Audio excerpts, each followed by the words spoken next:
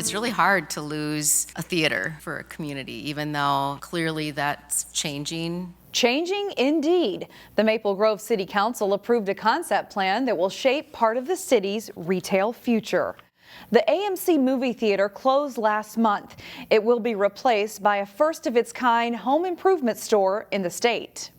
It's a flagship store for the state of Minnesota. There won't be many of these in Minnesota, and it'll drive a lot of interest in the community outside of Maple Grove as well as within the city.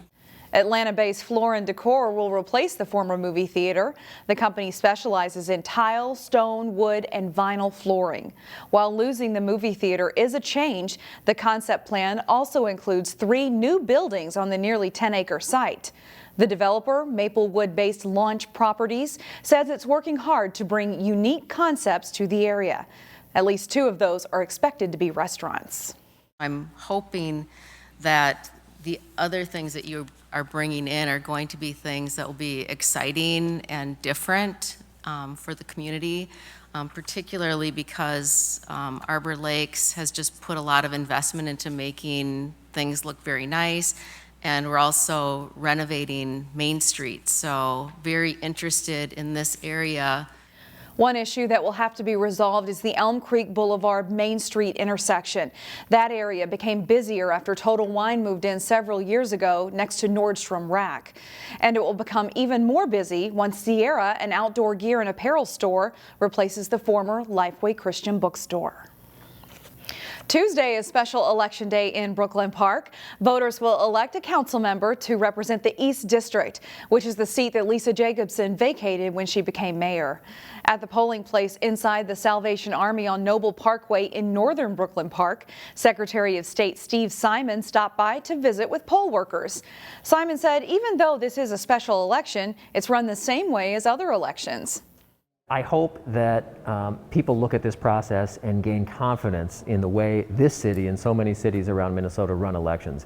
It's run very professionally by people who are non-political, who are ethical, who are thorough. There are 4 candidates on the ballot for the empty seat. Few things say I love you better than the gift of chocolate. In this week's edition of Takeout Tuesday, Delane Cleveland takes us to a Minneapolis chocolate shop run by some residents of Robbinsdale. It's gearing up for Valentine's Day. They have a small business here right in the neighborhood, and one of our favorite treats, chocolate. It's perfect for us. There are few treats in life as universally adored as chocolate. Makes us feel really happy. These girls have been begging to come here. We wish it was open 24 hours.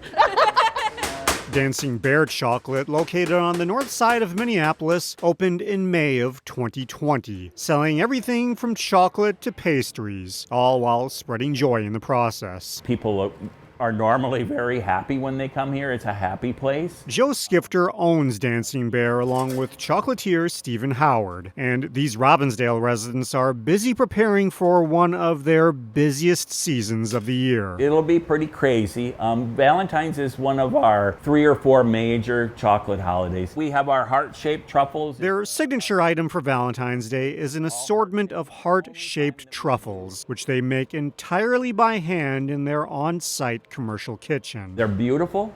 When they're handmade like ours, I think they're just a work of art. These little works of art come in 6 different flavors for anyone looking for a tasty way to say, I love you. It's the only time that we do different flavors in the same shape.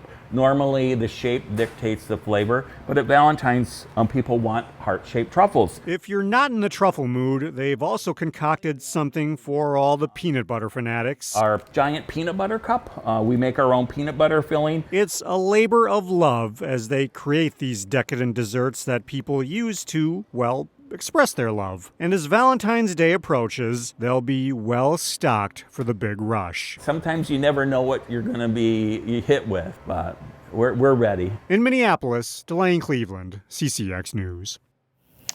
This year's Winter Carnival just wrapped up, and you might be surprised to learn a Brooklyn Park man had a large hand in it all. Jason Malello introduces us to the Vulcan King. That's the whole crew here. Fred Estrom is Vulcanus Rex, the 84th. And I'm very honored to be Vulcanus Rex, representing Brooklyn Park. Hail the Vulc! As the true Fire King, Estrom led the Vulcans at the 2022 Winter Carnival. It was quite exhausting, but it was a lot of fun. We are the Phoenix crew this year. For 10 days, Estrom and his crew entertained Carnival visitors. It's an experience I can't even explain. It just touches your heart. I mean, I had tears in my eyes under my goggles, and it was something very special. Most people know the Vulcans from big events like the Carnival or the State Fair, but the group is active year-round. We have a deep-seated feeling for community, doing things, bringing back to the people of the area. We collected food for the Dorothy Day Center over in St. Paul. We had a fire truck full and another truck full of food that we brought over to them. Being a Vulcan is a big commitment. It's sometimes a fashion show at our house. Just ask Fred's wife, Terry. A third to a half of our house is dedicated to Winter Carnival related activities. Terry was the Winter Carnival Northwind Princess in 2001. At the time, she and Fred had 3 young kids. I said, don't worry, they're not going to pick me. It's not a big deal. But sure enough, they did. If you look at the video from that evening, you can read my lips, and it's, my husband's going to kill me. Fred balanced his job and the kids while Terry performed her royal duties. We have friends from that first day, and we are still very, very close to them. Our kids have grown up with their kids. And you can think of the end of Winter Carnival as the unofficial end of winter. We enjoy the 10 days of Winter Carnival, but at the end, we want to chase winter away and bring back summer to Minnesota. Rise and be recognized. In a fight between Old Man Winter and Vulcanus Rex, my money's on the Fire King. Jason Malillo, CCX News.